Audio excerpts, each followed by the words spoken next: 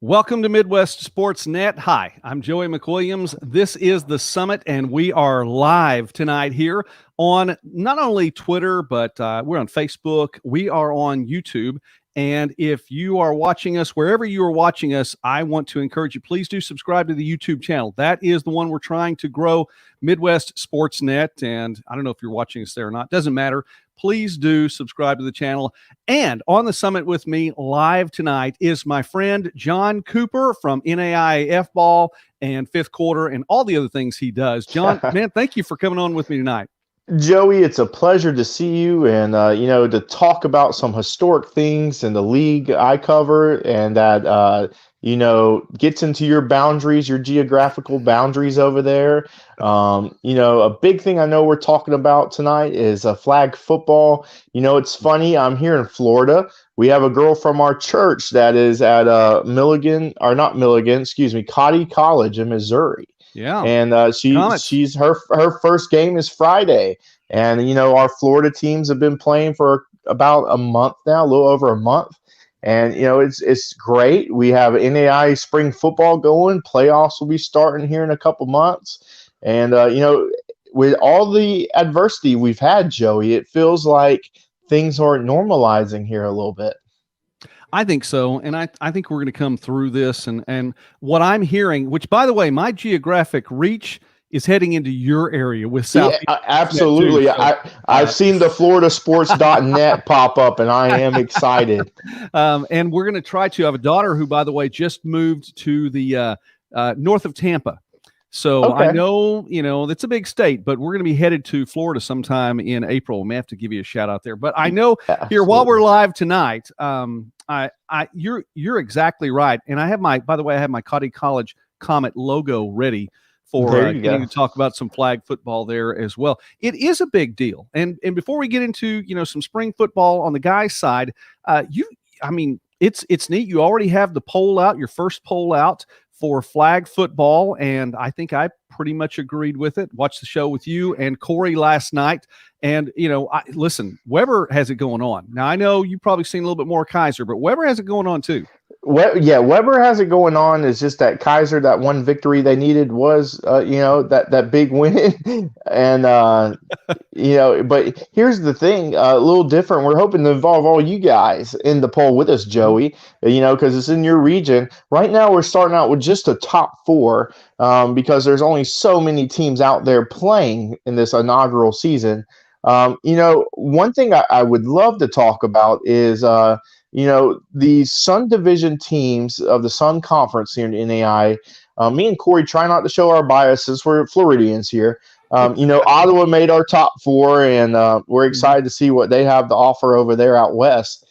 But, what I really love seeing is these Sun Division schools compete with the University of Florida's flag football team. It's a club team, Joey, that's been going on for years now. So the girls there are well seasoned, the ladies, excuse me. And, Weber, gave Florida a run for their money. And, I'm excited to see what Kaiser can do with that Florida club team. I think this sport of girls flag football, you see it exploding on the high school level, Joey. I think you're going to see it come up to these big programs, especially with Title 11 concerns at time to even out the sport for sexes, and I'm excited for it. But very historic. I wish it would get more coverage. We have on a tweet of the first ever ladies flag football touchdown in the tournament at Babson Park, Florida. So we're really excited about it. Yeah, and of course that was a Weber game. That was one of those. And you mentioned the Florida club football team, which we're speaking tonight with John Cooper from NAIAFBALL. That club went up to Kansas, took on a couple of Kansas teams as well. Pretty much took care of business, by the way, when they were here in the Midwest. But still, that is something that's fun. I know that between our entities, we're going to be covering flag football, and we're going to do our part to make sure it does get coverage on a national scale as much as we can. John, I know then spring football, and it's a Wednesday night, so we get John for a little while tonight, and already he's in the Eastern time zone here in the Central. Got a little bit longer before church time rolls around, but I know that you're going to have to go here in a little while. Let's talk about spring football because it's finally here. It's crazy to look up. I'll get my email. Here I am in March, and I'm getting these teams playing. Go okay, and I have to reset just about every Saturday afternoon and evening to see those things. Right. So here's the big thing, Joey, and it's like you're having games on Friday, Saturday, Sunday, whichever flexibility. It's allowing these schools to have flexibility in their schedules. Most of the Kentucky teams, I know you guys cover that as well. Most of the Kentucky teams play on Friday. Like we have Lindsey Wilson, Lindsey Wilson and Cumberland's playing on Friday, and Lindsey Wilson out of the state of Kentucky's really stood out. They haven't lost an in-state game, and you know how many teams there are in Kentucky. It's just like Kansas. Lindsey Wilson hasn't lost an in-state game since I believe 2015, Campbellsville. Yeah. And I wanted just to point them out, Joey, because they are the one team in this spring season that hasn't seemed rusty, that made the playoffs last year in 2019. Haven't seen rusty with the time off. Concordia out of Ann Arbor, Michigan, not the other school there in Ann Arbor. They had a huge win against Marion, who was in the national title game in 2019. Spring ball is, like you said, absolutely insane. As we know, some NAIA teams decided to play in the fall, some in the spring, some have a collaborative schedule, fall and spring. Some of the KCAC teams are like that. One thing we talked about, and this affects your region huge, is Dort, the Defenders. Mm-hmm. They're sitting there at 7-2, and their only two losses are to Northwestern and Morningside, pretty much top 5 teams. And Morningside, who's won back-to-back national championships. If I'm the Dort Defenders, Joey, I'm trying to get a team like Southeastern on the phone to meet me halfway for a game or something, just to make a playoff push, because this is the first time in a long time Dort can make that playoff push. But there's so much going on, Joey. No, I can listen. I've been following Dort all season long, last season, and especially into this season. And I agree with you. And I mean, it's seriously in the GPAC. You have Morningside and Northwestern, and it seems like that. But Dort's just knocking on that door. And I think the Defenders really should have a lot to say, and should. I think their season already makes a case for the playoffs. Right. I absolutely agree. And what's crazy is the margins of those games weren't typical Dort, Morningside, Dort, Northwestern type games. Dort competed in those games, had a chance to, win at Northwestern and whatnot. And, if I'm deciding it or rating these polls, I give Dort the benefit of the doubt for what they've done. But, if I know Dort has a little money flowing around if they want to, try to get a regional game or something, because these teams are going through spring practice already that already played in the fall. And I guess wait and see if their, name gets called. For instance, Kaiser here in West Palm Beach, Florida, they're going to be a shoo-in for the playoffs. They're a top 5 team, but they haven't played in months now. So it's going to be a chaotic playoffs. And I hope it happens. I do too, and it is set for April 17th to be the first round of playoff games. So that's a Saturday, and Correct. Just a little bit more than a month away. Well, I know your time is winding down. I want to make good use of it because I want to have you back next week. Absolutely, would love do that. Talk a little bit more, and as we look at that, let's consider one. Two things. Okay, 2 things we're looking ahead for this weekend. Let's go ahead and look ahead at this weekend. Number 1, Bethel's playing again. Bethel, Kansas.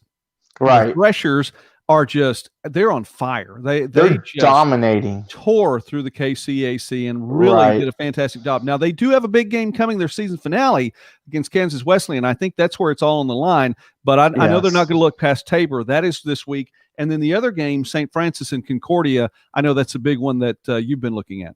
Yes, we talked about that St. Francis Concordia game. That has a chance to not hit double digits on either side. Concordia is very kind of one-dimensional, running the ball. Meanwhile, St. Francis over there, they beat Taylor last week, 24-10. That's not a St. Francis Taylor typical score. Usually that's a huge blowout. So I think some rust is going there. And then you mentioned the Bethel Threshers, who are romping over people with that triple option they have. System that's just been built in, Father Abraham over there. They got to watch out for played on repeat, man. That yes, is just being played absolutely. on repeat. And I love it. And Kansas Wesleyan, is going to be pretty, a big fire in their stomach knowing that somebody else is going to take their place. They're back-to-back KCAC champs, and Bethel needs to watch out. Well, it should be fun, and you're right. That triple option. And by the way, and just in case you didn't know, 2 games this season, back-to-back weeks, they scored 78 at least one time, topping 80. And it is absolutely amazing what that offense can do. Oh, and by the way, they play pretty good defense too. So if you don't recognize this going into the playoffs and you're thinking, oh, well, it's a KCAC team, which, by the way, I picked Kansas Wesleyan last year, and they did get that first-round win. You were one of the few, Joey, nationally. I know. I really do think I was. That's why I'm trying to hang my hat on it right now. While I still have a little bit of chance to do that. But then, listen, whoever has Bethel first round, and Bethel will be there, whoever has Bethel first round needs to – that's one of those you just have to look at and go, oh, man. Absolutely. Because how often does your defense practice against a triple option, much less one as powerful as that one? Toughest thing to prepare. Well, John, wrap us up really quickly then. Where do we find you before the next time we get to visit with you here live on Midwest Sports Net's channels? Well, the great thing, Joey, is and your audience members don't know, but I am a teacher by trade, so that's my day job. We are on spring break next week, so I will have a long time to come on here and talk to you. That's going to work out perfect. We're just going to be watching these games coming up. Me and Corey, we shout out to the guys that put their games on YouTube here and for free on Stretch Portal. There's maybe like 1 or 2 teams left that charge for their games. Come on, guys. Parents are trying to watch their kids far away from home. But, we're going to keep going, Grambling, the national championship in May 10th. So we're just trying to see what's going to happen. We got our bubble watch coming out for who's going to make the playoffs and who's not. So keep tuned, Joey. And we appreciate you and excited to be on with you shortly next week. All right. Well, we look forward to that as well. So a short live stream this time, maybe a little bit longer next time. We'll see how it works out. Shout out, by the way, to Corey as well. You guys are doing a fantastic job. Yes, That's sir. John Cooper with NAIAFBALL. And you can find him on Twitter. You can find him all over the place. They're on YouTube as well. But their live show is on Twitter for sure each week. That's one of the best places to catch him. And you have a great audience that follows you as well. So thank you again, John. God bless you, man. We're going to go ahead and wrap this one up here from Midwest Sports Net. If you haven't already subscribed, please do subscribe to the YouTube channel. That will help us a lot. And we will see you a little while later. And, of course, we have some more summits coming up this week. No more live streams, some more summits, and we'll bring those to you. In the meantime, God bless you. Thank you very much for watching. Have a great night. Thanks, Joey. I appreciate you. We're going to talk soon because I got a lot to plug your ear on about. But